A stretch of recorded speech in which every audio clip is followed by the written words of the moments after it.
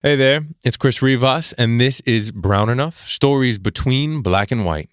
Before we jump into the episode today, I want to remind you that if you're looking for a great gift this holiday season, check out my book. It's also called Brown Enough. This book is a celebration of brownness, about embracing one's true self, but it's also a call to all bodies of culture to engage in the conversation of identity. It's about belonging, it's about being seen. It's a book about taking up space and self-worth. I know all of you know at least one person who needs to know they are enough, because you are. Find it anywhere you get your books, and if you want to hear me read passages of the book, you can also listen and download the audiobook. Trust me, it's worth it. Now, on with the show. An article from the Washington Post says that 45 million Americans are breathing dirty air. And unfortunately, many Black and brown communities are being exposed to higher levels of air pollution. This is caused by vehicle emissions, power plants, fossil fuels, and even natural causes like forest fires. This all makes me feel a little bit of dread.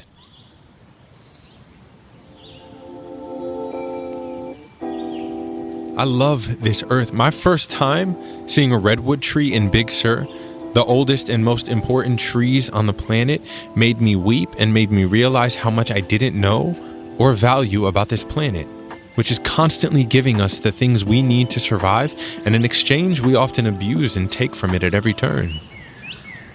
In this dread, it is easy to feel overwhelmed and like it's all too much. And then I hear stories about people out there who are trying and who are actively finding solutions to better our environment, like today's badass guest. I'm a proud daughter of two immigrants, and something that my mom has always said is that when she immigrated to this country, she never thought she'd have to fight an oil well for us. This is 21-year-old Nalleli Cobo, the proud daughter of a Mexican mother and a Colombian father. The fight she's referring to here is one she's been battling alongside her mother to shut down an oil well owned by a company named Nalleli Cobo. This well is right across the street from where Nalleli grew up in South Los Angeles. You know, our parents came here to give us the life they could only dream of. And yet we're being poisoned in our own homes. Oil wells create toxic chemicals that are harmful to plants and animals alike, including and definitely us humans. And unfortunately, Nalleli and her family have been victims of these effects caused by the Nalleli Cobo well. But they haven't suffered silently.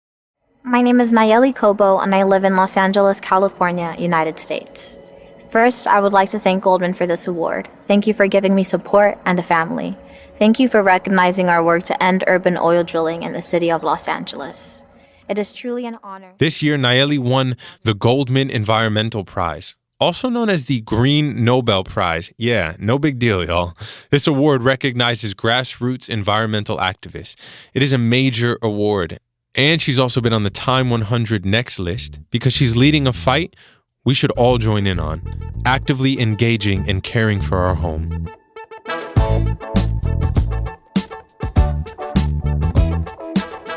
Today, Nalleli is going to tell us how the operation of oil wells impacted her health firsthand, what people thought of her as a 9-year-old activist knocking door to door, and the victories she's accomplished so far. You do not want to miss this.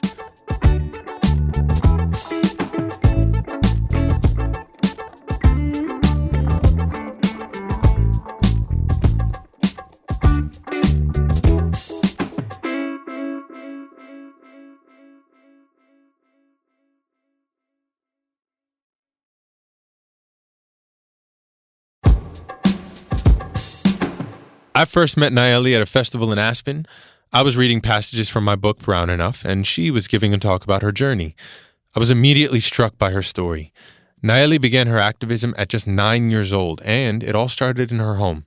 So I grew up in South Los Angeles, in this beautiful, vibrant community in between Staples Center and USC with the most beautiful, hardworking people. It's a space where we were really all family, you know? If my mom was making eggs for breakfast and didn't have the pepper, I could go up to the vecina and be like, hey, we need pepper, and she'll give us cheese and tomates and salsa too to like have this beautiful breakfast. And I grew up 30 feet across the street from an active oil well. I say that I love all of my neighbors except Nalleli Cobo. Imagine waking up, looking out your window and seeing a 20-foot tall metal arm. literally pumping oil out of the ground. The only thing separating you from it is a gated fence. That's what Nalleli and thousands of other disproportionately black and brown Angelenos see every day. LA has how many it's some crazy number of urban oil drilling. What is it? Yeah, so Los Angeles is the largest urban oil field in the nation. There are over 580,000 Angelenos living within a quarter of a mile or less to an active oil well. Wow. A quarter of a mile or less to an active oil well. Yeah. And then 3.2 million Californians living within a quarter of a mile or less to an active or idle oil and gas well. And the idle wells matter. I know that it sounds like, oh, well, they're off. It's silly. Doesn't matter. Idle meaning like they're not actually actively drilling. Yeah, they're not operating. They're just there taking up space. But idle wells can continue to leak methane into the air, which is the worst greenhouse gas, and it's one of the most harmful chemicals to our bodies. So we have this methane going in the air, right? So obviously the oil wells are bad for the environment. How are they bad for you and your community physically? So in drilling for oil, there are tons of toxic chemicals released into the air that are harmful to one's health, and they smell horrible. It smells like rotten eggs. Tangent, but still relevant, I promise. Something that Alenco would do was add even more chemicals to the smell. So then the community would smell like guava, cherries, chocolate. Citrus was a big one that they loved. Wait, that was a choice they would do to off-put the smell and confuse the community. So then it would smell like guava, and who could complain about your house smelling like guayabas, you know? Wow. All these chemicals are scientifically proven to damage one's health. And in my personal experience, I developed asthma, I had heart palpitations, and I had to use a heart monitor for several weeks. My nosebleeds got so intense I couldn't sleep in my own bed. I would sleep in a chair to prevent choking on my own blood at night. Headaches, stomach pains, body spasms so intense my mom would have to carry me from place to place. And unfortunately, it wasn't just me. It wasn't just my mom, my siblings, my grandparents. It was most of our community. It was a common conversation starter for parents to stop each other in the streets and say, hey, my daughter is in the hospital because of an asthma attack. How's your son's asthma? That's not normal. You know, we should be greeting each other saying like, hey, my daughter got a full ride to study science at her dream university and is going to do X, Y, and Z with her career. Everyone in the community was anguished at the ways their health was being impacted by oil wells. Kids in the neighborhood were suddenly missing school and spending days at the emergency rooms. Elders, like Nalleli's grandmother, were suddenly developing asthma. People in the neighborhood began to share their concerns at town hall hearings, but nothing was changing. So, Nalleli's mother, who worked for a social justice nonprofit called Esperanza Community Housing, enlisted the organization to investigate the matter. And 9-year-old Nalleli joined her mother by knocking on doors in the neighborhood, asking people to please join the fight. So what happens at 9 that you say I'm an activist, right? Me, I'm just trying to like eat as many ring pops as possible at 9.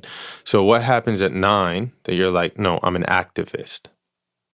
It was those common conversation starters. It was seeing how I was getting sick and my loved ones were getting sick, and seeing the mobilization in my community of parents, like my mom working 2 jobs, 3 jobs to provide for their families, working 16 to 18-hour days, and were still willing to go door-to-door knocking after.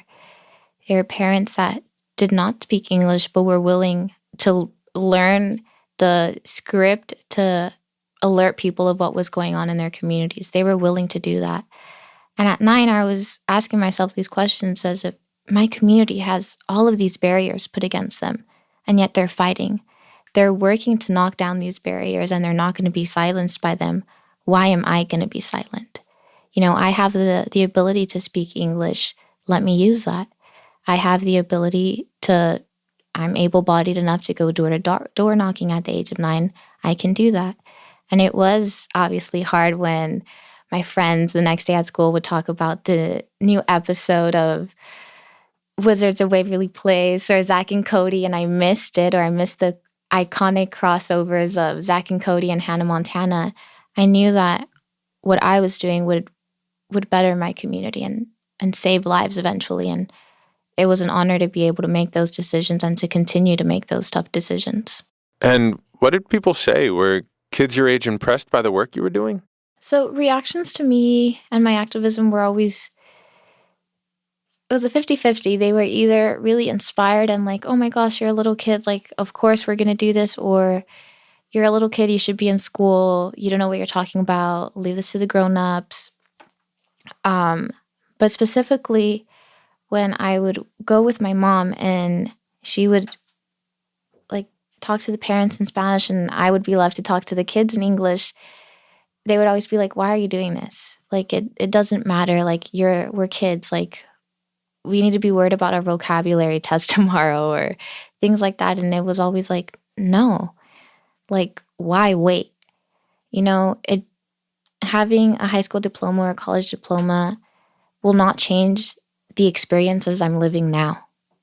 So why wait until I have those to share what I'm living right now, what I'm going through every single day as a kid? Nalleli was right. She didn't need to be an adult to understand the connection between the well and the poor health effects that she was seeing at home. She couldn't escape the oil well. Her school was just 2 blocks away, and her health, it just kept getting worse. And as I walked to school every day, I would pass a sign that read, dangerous chemicals known to the state of California to cause cancer, birth defects, and reproductive harm. And that's on an oil well wall. It's not on my phone case. It's not on a Skittles wrapper. You know, it's on an oil well that's my next door neighbor. And at 19, I was diagnosed with stage 2 reproductive cancer. And I immediately thought back to that sign because exactly what they were projecting is what I faced. And at the age of 19, I unfortunately had to choose between my reproductive system or my life. But I'm here and I'm still fighting. We like that choice. We're grateful. We're grateful for your life. Cancer at 19 was Nalleli's biggest battle yet, and she went through rounds of chemotherapy and radiation, 6 major surgeries, 8 minor procedures, but she's here today, continuing the fight for her family, for community, for you, for me, for all of us. Today, she's almost 2 years cancer-free, and that's not the only fight she's won. Have there been any tangible results of your activism? Yes. We have been very fortunate to have many powerful victories in our years of a long, hard struggle. In November of 2013, Alenco temporarily shut down, and I remember that day like it was yesterday. We were all at a family dinner because my sister was getting married the next day. And we were having caldo de papa, like a straight up family dinner, and my mom gets a phone call and she starts crying. And me being the nosy kid I am, I start poking her and I'm like, Mom, what's up? ¿Qué pasó? Like, why are you crying? Like, should we be worried? What's going on? And she told us Alenco closed. And I started screaming. I asked for permission to scream because you couldn't scream in the household. And I ran to the window and I opened it. Something that we weren't able to do for over 4 years in our very own home. Something so simple, opening your window to allow fresh air in. I closed it after 30 seconds because it was mid-November in California and under 70 is too cold for me. But it was the act that now I had that option. And I'm very proud to say that as of March 2020, Alenco is permanently closed. And this year in January, the Los Angeles City Council and the Los Angeles County Board of Supervisors voted unanimously to phase out all oil and gas wells in the city with a just transition. So by the end of this decade, when I share my story, I get to say Los Angeles was the largest urban oil field in the nation. And late in August, the governor of California, Governor Newsom, signed an ordinance for a 3,200-foot health and safety buffer zone for all new oil wells, which is the start of phasing out all oil wells in California. So instead of 30 feet, it would have to be 3,200 feet from any residence. Yes, residents, parks, hospitals, any sensitive land. Is that the primary focus of your work, or have you expanded past city oil like drilling? My dream is that urban oil drilling is only known about when it's read through history books. You know, my dream is that nationwide, worldwide, there is not a single child that has to lose their childhood to an urban oil well.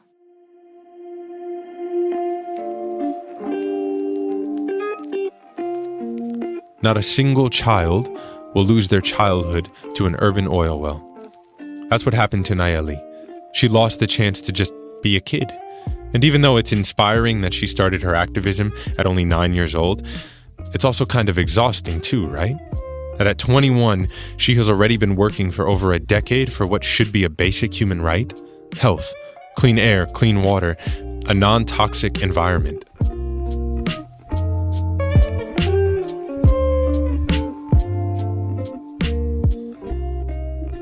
What does burnout look like? Or, what are you actually fighting for? When do you walk away? Or, how much of it, is talk versus action? What does all that look like?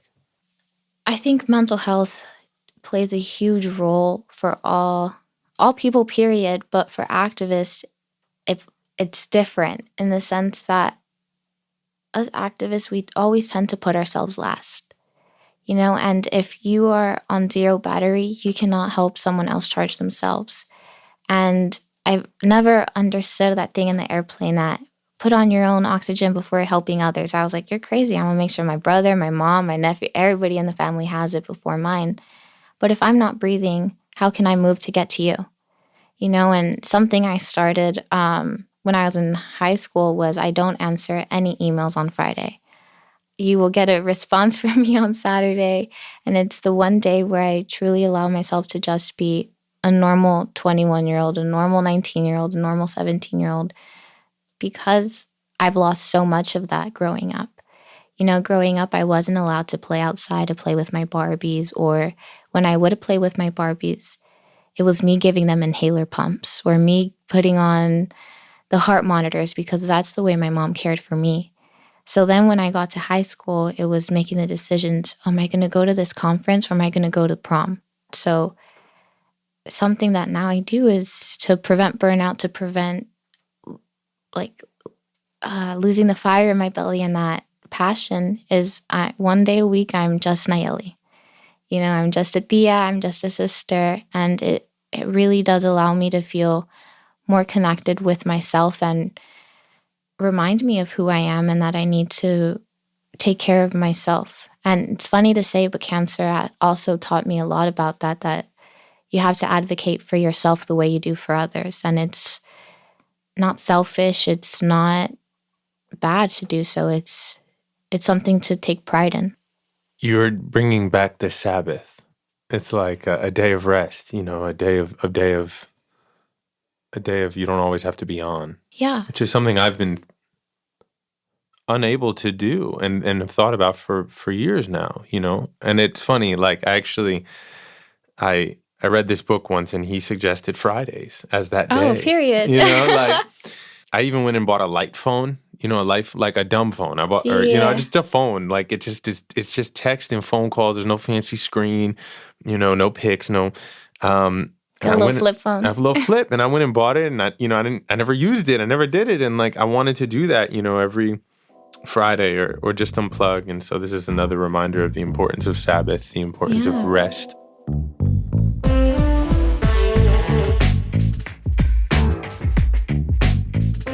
All right, we're going to take a quick break, and when we come back, Nalleli's going to tell us about how her fight is part of a larger movement against something called environmental racism.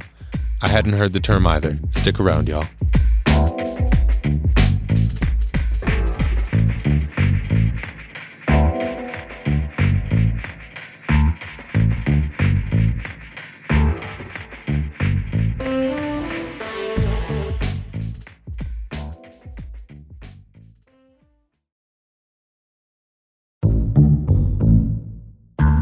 And we're back with Nalleli Cobo, 21-year-old activist who's been working for years to shut down urban oil wells in this country. Young people like Nalleli have been leading the fight against climate change in the last few years.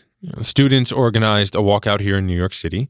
Swedish activist Greta Thunberg addressed world leaders at the United Nations. But something I've noticed about the media coverage of this youth movement is that it centers primarily white people. Are there just not a lot of black and brown people in this fight, or is it mainly Yeah, what's the numbers? I'm sure you know these people better than I do. There are a lot of us, people of color, leading the fight and fighting the good fight and raising our fists in the air, demanding our basic human rights. But unfortunately, I don't know why we're not always on the media. And that ties into like other questions that we get. And personally, it does start to challenge your mental health because you feel like, am I not good enough? Am I not working this enough? Am I not doing what I feel should be needed? And I actually have these talks a lot with my mom. And again, it's not because we're fighting for fame or to get our name out there. We're fighting for change. We're fighting to save lives, to share our stories, to share our families and our community's stories. But you do get sort of taken aback when you don't see yourself being represented. You don't see your story in these news articles.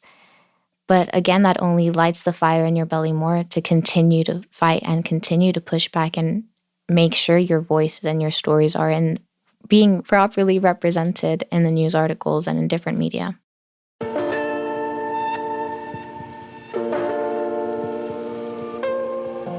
Racism doesn't just show up in how these stories get covered. It's the root of why Black and brown communities are on the front lines of climate injustice. Here's an example. Have y'all heard of redlining? It's a word that emerged in the 1930s when government maps highlighted areas where Black residents lived and considered them to be less worthy. Redlining forced folks of color into certain neighborhoods, which were overlooked by public agencies for decades. And now, when companies like Nalleli Cobo want to build urban oil wells, guess which neighborhoods have less protection? Hint, it's not Beverly Hills.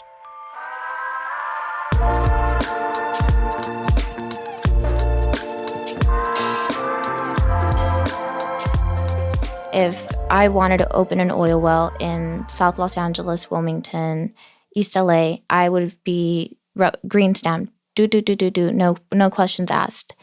But then if I presented my case to open an oil well in a more affluent, predominantly white community, Beverly Hills. You said it yourself, I would then be faced with limitations. I could only operate from business hours 9 to 5 when people typically aren't home. They have to be silent drills. They have to have a certain number. They have to have all these filters, and all these protections were put in place, but not for us. And it honestly felt like someone could just look me in the eye and say, you don't deserve to breathe clean air. So that's why we sued the city of Los Angeles, and we won via settlement, but Amazing. We won. And now there is a new application itself and a memorandum when looking to reopen or expand wells in the city of LA. Fights like this lawsuit Nalleli is talking about are fights against something called environmental racism, a term I just recently learned. Should environmental racism be at the forefront of the current climate movement? I think absolutely, because environmental racism is everywhere. You know, just within this conversation, we talked about environmental racism, and it wasn't just about the oil drilling. It's also the food deserts, because that's the environment we grow up in. We don't have trees. We don't have green spaces. And that reminds me of, in our community, we would literally have picnics on the oil well wall, on the oil well's floor, like the green space, and have carne asadas there on an actual oil well, because that was the only green space in our community. What are other examples of environmental racism? So, other examples are freeways. A lot of our communities are in close proximity to freeways. And in other communities, you have to drive a solid 5 to 10 minutes to get near a freeway. Well, I also know that, highways were created to, the highway system was invented in Atlanta as a way to bypass going through Black communities so that whites could get from white communities to white communities without having to see anyone. And that often disrupted, they would build them in the middle of these communities that they didn't want to see. So I do know that about highways. I also know stop signs. There are far more stop signs in affluent white neighborhoods than there are in neighborhoods centered around bodies of culture. subtle or not so subtle, a way of like drive through here quicker than stopping and taking in the scenery and the trees.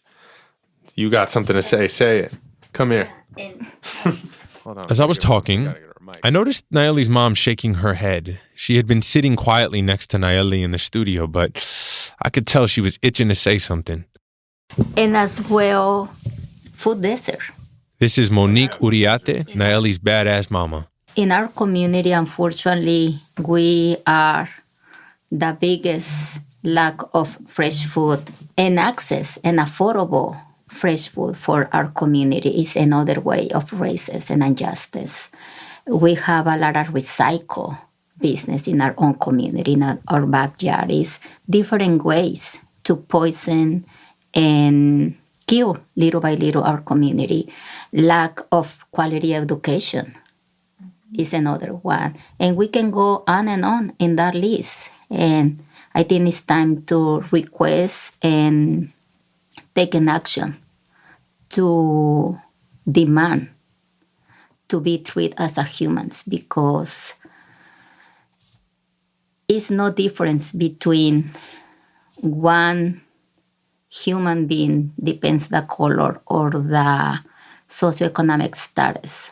On the end, every single one deserves to have a quality and access for a better life. Nalleli and Monique are still fighting together to make positive change in their community and across the country. And one big target of theirs is something that can happen at oil wells after all the liquid oil is drilled out. Fracking. I hear this word fracking a lot. What is fracking, either of you? Fracking is an extreme method to bring oil or gas to the surface. And they use tons and tons of fresh, clean water because they cannot use recycled water, plus thousands and thousands of chemicals to break the rocks and bring oil and natural gas to the surface. And oftentimes people think that the only horrible form of extraction is fracking. And then oil industries would be like, don't worry, we're not fracking. And then we're like, oh, we can breathe, okay. But then they'll say, oh, we're acidizing. And you're like, oh, that sounds kind of better, but still really scary. And you read up on what acidizing is, and it's essentially the same thing as fracking, but instead they use acid. Instead of water. Yeah. And it will dig down for miles on end, like a straight line, and then crawl out like spiders to get every single possible drop of oil. And you know that's getting into the soil, which is getting into your food, and then it's a ripple down effect. Yeah. So by your neighborhood, they were fracking? Acidizing. They were acidizing. Yeah.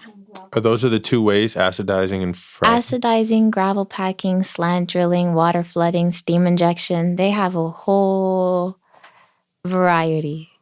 And they're all just as horrible, just as invasive, and just as toxic. So hopefully your average person recycles. Hopefully your average person turns off the water when they brush their teeth. Hopefully your average person,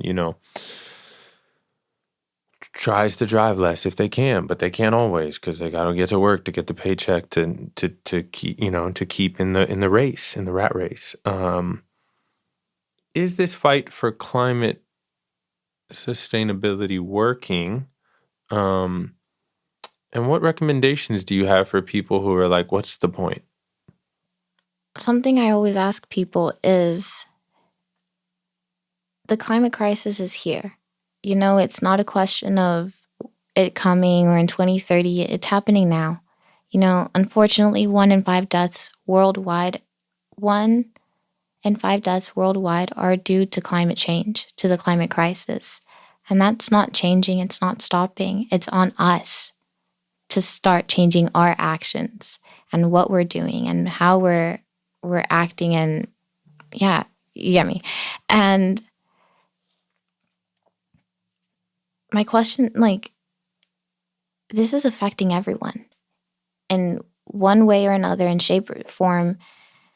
The question is when you're going to be affected. Do you want to be proactive about it and make sure you will not be, your future generations will not be affected? Or are you going to wait until it's your life on the line?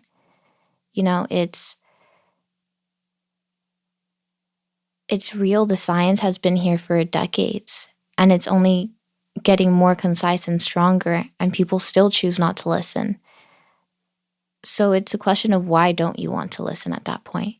Because not only is the science there that people always say they want to have, like the science proof, it's there. Our stories and our bodies on the front lines are there.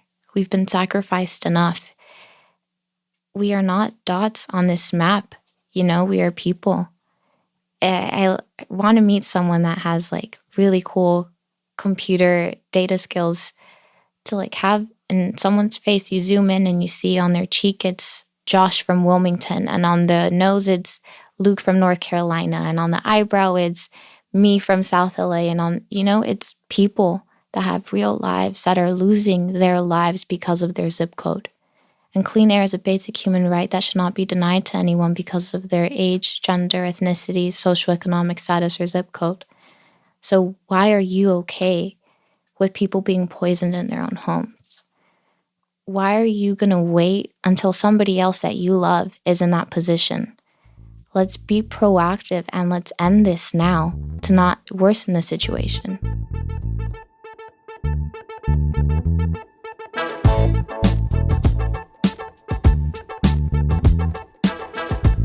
Nalleli says that she wants to run for president in 2036, and I cannot wait to see that happen for her.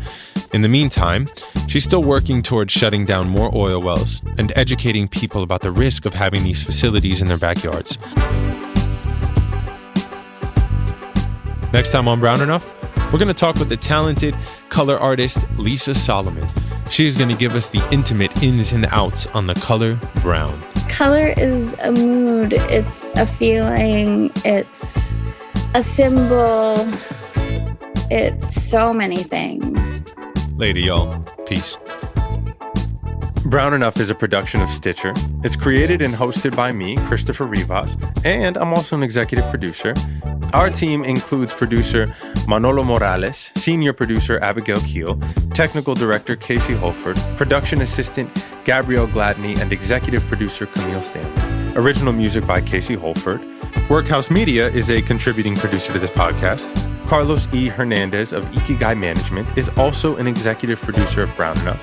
And don't forget to subscribe, y'all, or follow Brown Enough so you never miss an episode. And if you got a minute, leave us a review. A nice one. It goes a long way. Thanks.